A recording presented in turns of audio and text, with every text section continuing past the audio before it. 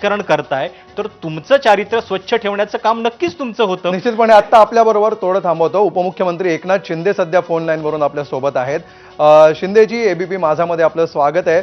मोठा विजय भाजपने संपादन केलेला आहे आणि आता आपल्याला हा प्रश्न विचारत असतानाच 48चा आकडा 49 वर गेलेला आहे. कसं पाहता आपण या विजयाकडे? हा वाढत जाईल आकडा, कारण मी सर्वप्रथम आदरणीय प्रधानमंत्री मोदीजींचं अभिनंदन करतो. खरं म्हणजे ये मोदीजी की गॅरंटी का कमाल है असं म्हटलं तर वावगं ठरणार नाही. कारण त्यांच्या नेतृत्वावर आणि त्यांच्या गॅरंटीवर विश्वास लोकांनी ठेवला आहे. महाराष्ट्रापाठोपाठ दिल्लीमधील मतदारांनी देखील मोदीजींच्या नेतृत्वावर विश्वास व्यक्त केला आणि त्यामुळे हा विजय 27 वर्षानंतर यांना मिळाला. आणि केजरीवाल देखील स्वतः याच्यामध्ये पराभूत झाले, कारण त्यांचं पण खायचे दात दाखवायचे दात वेगळे होते. त्यांनी खरं म्हणजे जे मुख्यमंत्री झाले त्याच्या मागे आशीर्वाद होता अण्णा हजारे. अण्णा हजारेंचे कष्ट, मेहनत आणि त्यांची प्रेरणा ते नंतर मुख्यमंत्री झाल्यावर विसरले. आणि म्हणून म्हणतात ना, एक चेहरे पे कई चेहरे लगा लेते लोक, अशा प्रकारचं त्यांचं करनी कुछ कतनी कुछ, खायचे दात दाखवायचे वेगळे, खायचे वेगळे, हे सगळं आपण पाहिलं. मग दारू घोटाळा आला, इतर भ्रष्टाचार आला, या सगळ्या गोष्टी लोकांच्या समोर आल्या. आणि म्हणूनच दिल्लीकरांवरचं गेले 10 वर्ष असलेलं आपचं संकट यामुळे दूर झालेलं आहे. आणि त्याचबरोबर दिल्लीच्या विकासावर आलेली या आपदा देखील टळलेली आहे मोदीजींच्या नेतृत्वामुळे. आणि त्याचबरोबर संविधान खतरे में, लोकशाही खतरे में, हे खतरे में, देश खतरे में असं खोटा दावा करणाऱ्या काँग्रेस पक्षाला देखील भोपळा फोडता आला नाही. तिसऱ्यांदा त्यांनी हॅट्रिक केली. त्यांना देखील चारी मुंड्या चित व्हावं लागलं. दिल्लीकर मतदार हे यावेळेस जागृत झाले आणि त्यांनी मतदान केलं. याच्यामध्ये आणखी एक कारण आहे की जो आता अर्थसंकल्प जो मोदीजींच्या नेतृत्वाखाली सरकारने सादर केला, तो जो काय घरोघरी लक्ष्मीची पावलं उमटावी म्हणून 12 लाख पर्यंत इन्कम टॅक्स फ्री केलं. शेतकऱ्यांना योजना दिल्या, महिलांना योजना दिल्या, युवकांना योजना दिल्या. आणि त्या योजनांचा देखील आणि अर्थसंकल्पाचा फायदा आणि प्रतिबिंब या निवडणुकीत पाहायला मिळालं. आता आपला देश आर्थिक महासत्तेक होण्यापासून आता कोणी रोखू शकत नाही, यावर देखील मतदारांनी शिक्कामोर्तब केलेला आहे, विश्वास व्यक्त केला आहे. म्हणून मी पुन्हा एकदा मोदीजींचं मनापासून अभिनंदन करतो आणि सर्व ज्यांनी यामध्ये योगदान दिलेलं आहे मतदारांचं देखील अभिनंदन करतो. शिंदे साहेब, सरिता कौशिक बोलते. आज संजय राऊत यांनी प्रतिक्रिया या भाजपाच्या विजयावर देताना खरं तर शंका उपस्थित केली आहे. त्यांनी संशय व्यक्त करताना म्हटलं, दिल्लीत जे घडलं ते महाराष्ट्र पॅटर्न नुसार घडलं. अरे बाबा, जेव्हा ते जिंकले लोकसभेमध्ये तेव्हा कुठला पॅटर्न होता? जेव्हा ते कर्नाटकमध्ये जिंकले तेव्हा कुठला पॅटर्न होता? जेव्हा ते तेलंगणात जिंकले इंडियाला तेव्हा कुठला पॅटर्न होता? जेव्हा ते जिंकतात तेव्हा निवडणूक आयोग चांगला, जेव्हा ते जिंकतात तेव्हा सुप्रीम कोर्ट, हायकोर्ट चांगलं, जेव्हा ते जिंकतात तेव्हा ईव्हीएम चांगलं.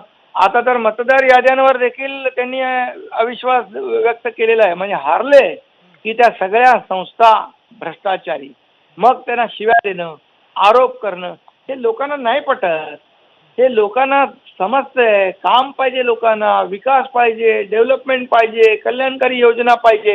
हे असं आरोप प्रत्यारोप, खोटारडेपणा, फेक नरेटिव्ह, हे असं लोकांना आवडत नाही. त्याचा हा परिपाक या दिल्लीच्या निवडणुकीमध्ये पाहायला मिळालेला आहे. खरं तर शिंदे साहेब, आपण आजच दिल्लीहून स्वतः आलेले आहात. नक्की काय झालं दिल्लीत?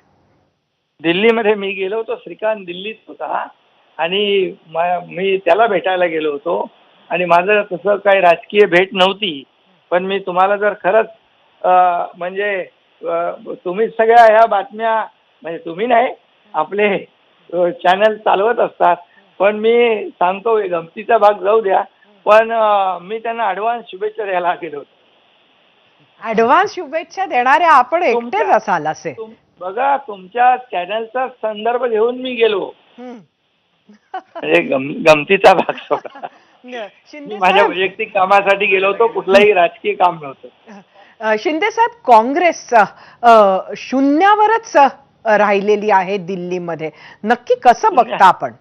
शून्यावर एकदा नाही, तीनदा म्हणजे भोपळा फोडायचा 3दा हॅट्रिक झाली.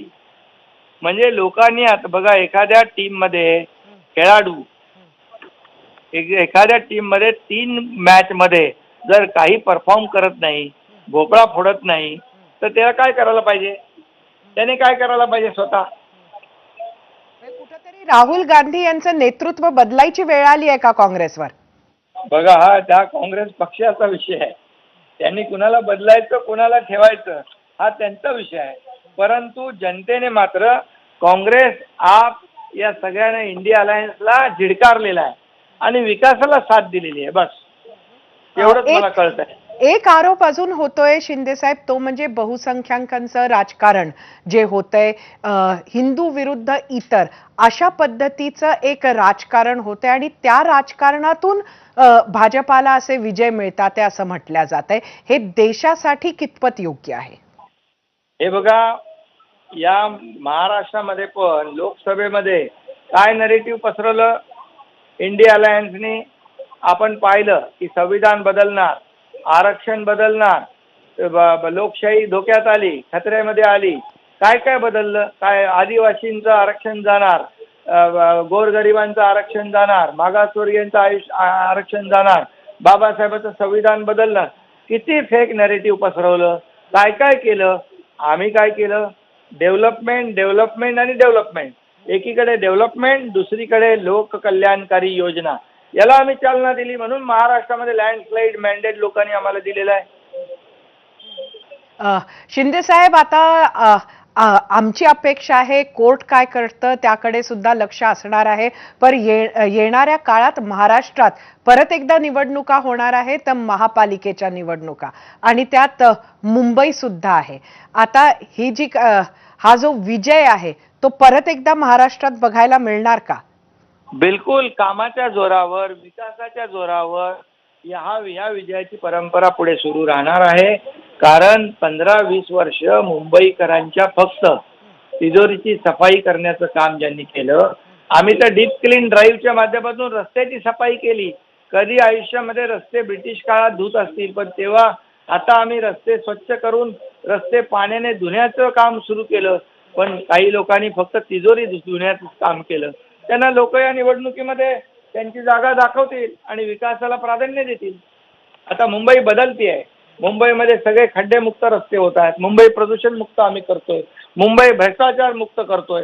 त्यामुळे निश्चितपणे मुंबईकर जो बाहेर फेकला गेलेला आहे मुंबईच्या, त्याला कारणीभूत कोण आहे? त्यांना पुन्हा आम्ही मुंबईकरांना मुंबईत आणण्याचं काम करणार आहोत, या सर्व रखडलेल्या प्रकल्पांना चालना देऊन. त्यामुळे ही विजयाची परंपरा पुढे सुरू राहणार. शिंदे साहेब, कालच आपण बघितलं सगळे जे विरोधक आहेत ते एकत्र येऊन प्रेस कॉन्फरन्स घेताना आपण बघितले. त्यात राष्ट्रवादी काँग्रेस आणि उद्धव ठाकरे यांची शिवसेना सुद्धा होती.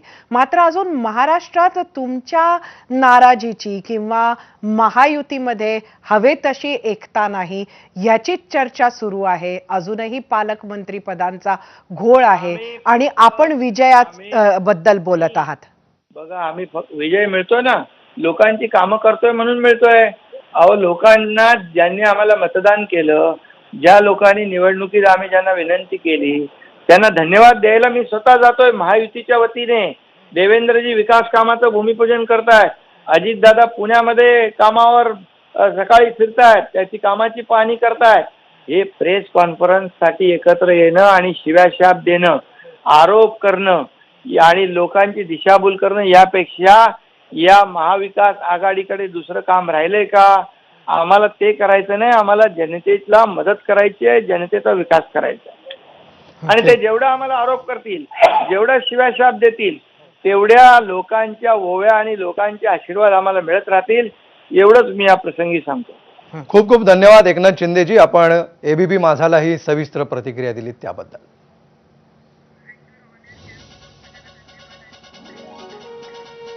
तर दिल्लीचं चित्र आता स्पष्ट झालेलं आहे. राजधानी दिल्लीमध्ये भाजपने मोठा विजय संपादन केलेला आहे. दिल्लीत कमळ फुललं हे आता स्पष्ट झालेलं आहे.